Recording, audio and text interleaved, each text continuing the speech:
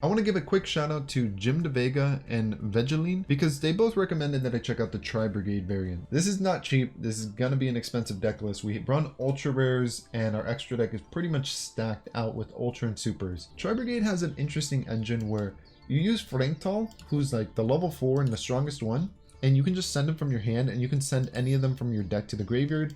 And then you have Kite, which is like when she's sent to the graveyard, you can send another one, which ends up sending this like little eagle dude, Nervall. And when Nervall's sent to the graveyard, you can add a Tri-Brigade to your hand from your deck. And the cool thing is they work well with any deck that runs Beast, Beast Warrior, or Wing Beast. And Scareclaw happens to be a Beast deck. And Beast Warrior's in the extra deck. So it has really good synergy. Now, I thought I wouldn't like it. I'm going to be quite honest. I thought it wouldn't work out. I thought it would be too bricky. I mean, as you'll see in the replays, it actually worked out pretty well, which surprised me. We're just going to be running one Ash Blossom and one Infinite Impermanence because even though this is expensive, I still wanted to keep it kind of budget. So if anybody wanted to build this deck, they could if they had like the necessary cards. We're just going to run the typical Scareclaw package of 3 of each of the monsters and then 3 of the big dude, Reichheart, because he's just the most important. Along with 1 Rota Search for him specifically, because I believe he's the only warrior in the entire deck. We also got Foolish Burial. The reason we run Foolish Burial is not necessarily because it's very good with Scareclaw. I don't think it does anything in Scareclaw. But in Tri-Brigade, you can send a Kite with Foolish Burial, and that essentially gets your combo going, because a Foolish Burial essentially becomes a search of either Kerass, or Fraktall, or even another Kite in your hand, and then you can go into link plays. 1 Scareclaw Arrival. Now, I ran this at 0 and 1. I think it's really cool at 1 because it is heavily searchable and it's a combo piece. It grabs a monster from your graveyard, which can allow you to go into a link 4, a 3, just like more easier. Also has the added benefit of protecting your Scareclaw link monster when it's in the graveyard. I think it's an incredibly powerful card. I don't think you should run more than 1. I mean, maybe you can run 3. It's good. It's a good card, but I don't think you want to see too much of it. I felt like at 0, I could still play the deck and I was still successful, but just at 1, it gave me like that extra combo piece that could help me out of any situation. Also, the field spell is, I only run 1. I'm at a disadvantage running only 1. And I only own 1 and I can't really disenchant other things. So Called by the Grave is an extremely powerful card that can stop opponents' hand traps, max C, especially max C, because Scareclaw special summon from the hand, Tri-Brigade special summon from the hand, and special summon from the graveyard. So Called by the Grave is just an extremely welcome staple. I know a lot of people are talking trash about Runics, including myself. I didn't like Runick, but they're good, dude. Let me break this down for you. There's a card called MST. One of the most popular spell cards in the entire game of Yu-Gi-Oh! In the history of Yu-Gi-Oh! Super generic. Destroy 1 spell or trap. Not only can you use it for that effect, it also has an additional effect where you can just special summon a monster from your extra deck. One of them gains you 1,000 life points during each end phase, including your opponent's. And the other one is just like a big wall. Can't be destroyed by card effects. If it's destroyed by battle, destroy 1 card on the field. It's amazing. Also, it just gets you more monsters too. So if you need to absolutely go into your link 3, Runics do that for you. Runick Freezing Chains has an effect to negate a monster effect. And next up, Infinite Impermanence, just 1 copy, bundle card. Tri-Brigade Revolt. Now, this card is only at 1 because it is searchable through one of the Tri-Brigade link monsters, Tri-Brigade Bearbrumm. And this card essentially just lets you use monsters that are banished or in your graveyard, and you can go into a link summon. So it's extremely easy. It's actually very good to run because your most important monster in your extra deck is like summonable through the Tri-Brigade engine. And then next we got 3 Scareclaw Sclash. It's very searchable with Reichheart. I think 2 is the perfect number now that I think about it. Maybe run 1 more of the field spell. After the extra deck, we only run 1 of this Runic card because, I mean, you gain life points off of it. You only really need 1. And 2 of Geri, the Runick Fangs. Just because this guy like kind of gets rid of card on his own. He's kind of a threat. Only 2 of the link 1. You only really need 2. You can run 3 if you need, but I mean, 2 is like the max that you need. 1 Tri-Brigade, this one helps you get cards out of your hand. It extends your plays a little bit. This one is a little more interesting. She has a cool effect where it's discard 2 cards, target one of your banished, wing beast or whatever, special summon it. But the most important part is you just link into her and then you link off. So you link her into something else. And then when she's sent to the graveyard, you can add your Tri-Brigade spell or trap, which lets you link during your opponent's turn or during your turn, which is very useful for a disrupt. Next we got Dharc the Dark Charmer, so we can grab a card out of our opponent's graveyard. And then now you got Knightmare Unicorn, removal. You're not always making him. He's just there for removal, an option if you need it. Tri-Brigade Rugal the Sheller. I like this card.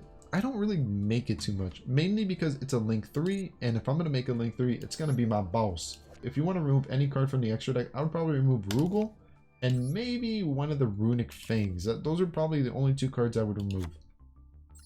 And next we got Borlo Dragon. It's just a powerful boss monster. This can be anything. It can be Boral Sword, Appaloosa, whatever you want. Access code, it's just like, it's good to have there. It can become a big monster. It can remove stuff. It can be game ending. And Tri-Brigade Sharang, the Ominous Omen. Incredibly powerful card. Great synergy in his deck. And it's just a disrupt. You can use it summon it during your opponent's turn using a trap. Banish one of their cards. Let's jump into the replays. And what I found through playing this deck is that my hand is just mainly monsters.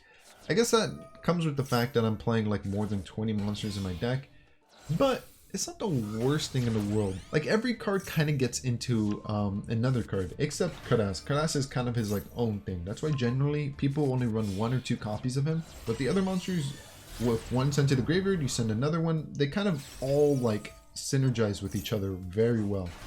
Scareclaws synergize with each other very well too. One Scareclaw monster can become one link 1, which grabs a field spell, which grabs another monster, which can become a link 2 or link 3, and it just snowballs from there. It's so much advantage. So this is what I was talking about in the deck profile. I used the trap card Scareclaw Sclash on his pot card. Extremely good chance to use it there and like the perfect opportunity, just so he doesn't draw 2 cards. He's going to use an Eldritch card special. He's going to set 4 back row. Before he ends his turn, I'm going to activate Scareclaw Sclash. Scareclaw Light-Heart, it's just an easy summon. I don't really remember what I'm doing. I think I just wanted a name in my graveyard so I could search out another thing, Astra, which lets me attack twice. Going to summon Nervall, goes to defense. He's going to activate Rivalry of the Warlords. Runick Destruction, essentially MST, just destroy it. Because I was going to lose all my monsters, essentially. I was either going to choose Beast Warrior or Beast, and I'm like, I don't really want to choose, so... He ends up scooping. I had a lot of advantage, and it was just going to keep growing every single turn. I'm going to activate Slash as soon as he draws. Now, I believe in the newest update of Masterduel, it doesn't give you that option to turn on. So the only chance you can activate Slash is as soon as he activates a card, if I'm correct. And I activate this before he activates a card, just so I can negate anything he activates. So he's going to go Mystical Beast, and this is really cool because I actually haven't played against this deck that much, or played with it. He's going to try to activate this card, which is like you shuffle cards in your hand and draw the same number, +1. I'm going to negate that. It's not like the best card to negate, but at the same time, it's like I don't really want him to get a better hand. And then he hits me with Raigeki, and I lose everything. So... yeah, this kind of sucks, but he's gonna summon he's gonna use one of his pendulum skills, which is interesting because I think it like special summons itself or something. Mind you, I play pendulums, but I haven't really played with Endymion, so this was a very interesting duel. I'm gonna use Runick Slumber, which is gonna have the other effect to special summon a monster. But I think this card like negates it by returning it to the hand or something. So can't really do anything there. I'm going to take 28, and he's going to end his turn with 1 set. Now, I'm kind of top decking, right? Yeah, but then again, I'm playing Tri-Brigade, so as long as I top deck 1 monster, I'm getting more monsters. We're going to go into the link 2 that gets a card out of my hand, go into link 3 or 4 actually, and Tri-Brigade Sharag, the big dude, he gets to banish 1. Not only that, we get Kite's effect to send 1, and we get Nutball's effect to add 1 to our hand.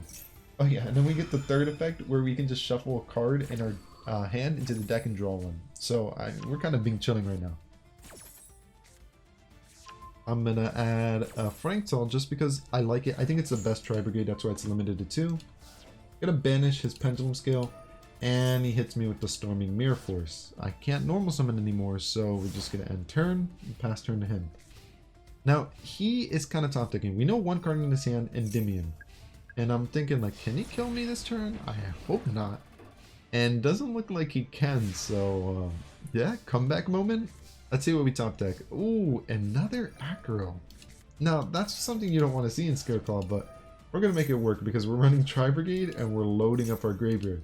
We're going to add a Kerass, and this guy, we can just discard a card in our hand, special summon him, then we're going to activate the effect, banish 4. Whoa, oh yeah, no, I remember now. Omen is coming back. Banish 1 card on the field, banish his other scale, just because I can destroy his monster and it goes away, and now he's top decking. So I definitely do enjoy the Tri-Brigade engine just because I never feel like I'm top decking in this deck. It's always like, no, I always have a play. I have 1 card in hand. As long as it's a Tri-Brigade, I have a play. Banish everything in my graveyard, summon my boss, we're being chilling. And just like that, I'm going to go into a Link 3. And I try to activate his effect here. The one special summon one from the graveyard, it doesn't work because he needs to be in an extra monster zone. But it doesn't matter, we still have game, and let's see the next replay. I remember this duel. This was the Trickstar burn deck, if I remember correctly. And it is certainly interesting, as you guys will see. To use another Dark World dealing, I'm just discarding the trap and getting some monsters out of my hand into the graveyard. You gotta activate Chain Energy.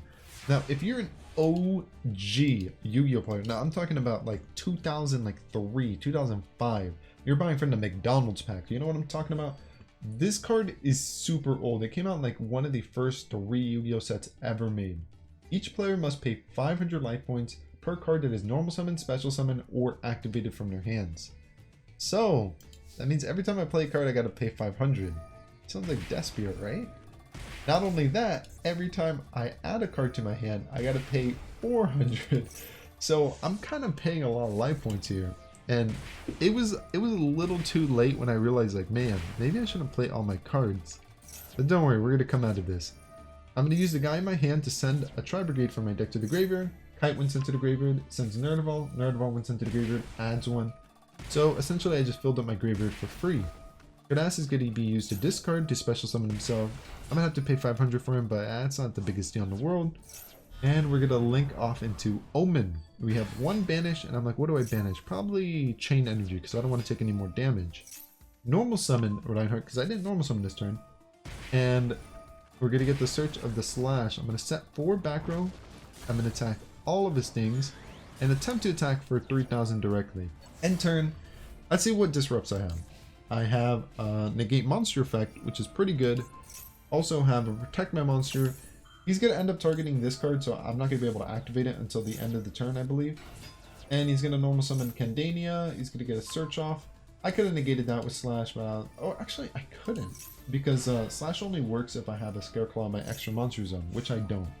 So I'm just trolling at that point. Call by the Grave is going to be used to banish a card in his graveyard.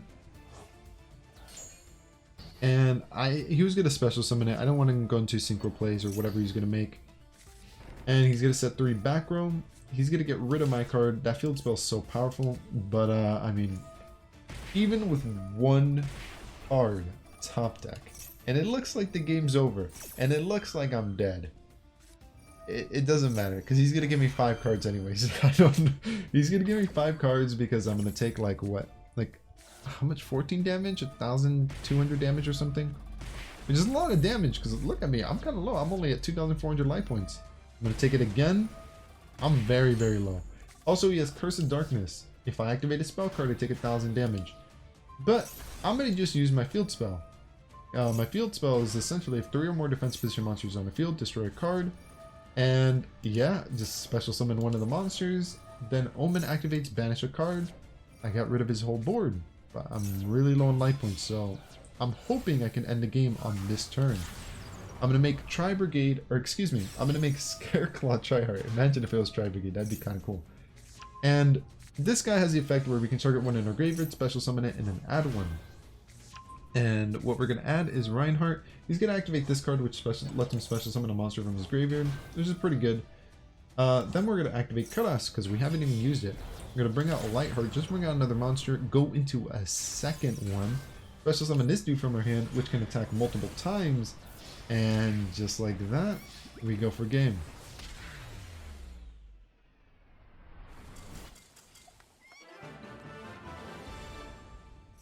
And with that, that's going to be end of the video. I hope you enjoyed this video. It took me a while to put it together.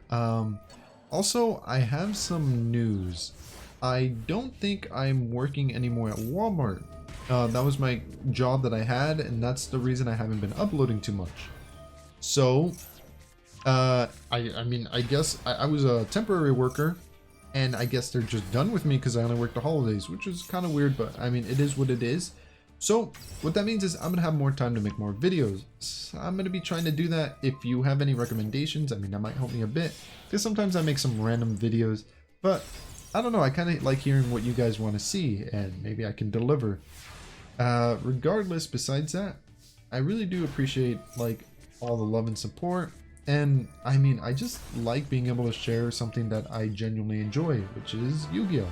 So thank you so much for watching, and I hope you have a great day or night, and maybe I'll catch you later. See ya. Don't forget to subscribe. Hey, if you enjoyed this video, feel free to subscribe. You can check out all the new content I'm going to be making, but besides that, hope you have a great day. See ya. Attention fellow gamers, no anime beyond this point.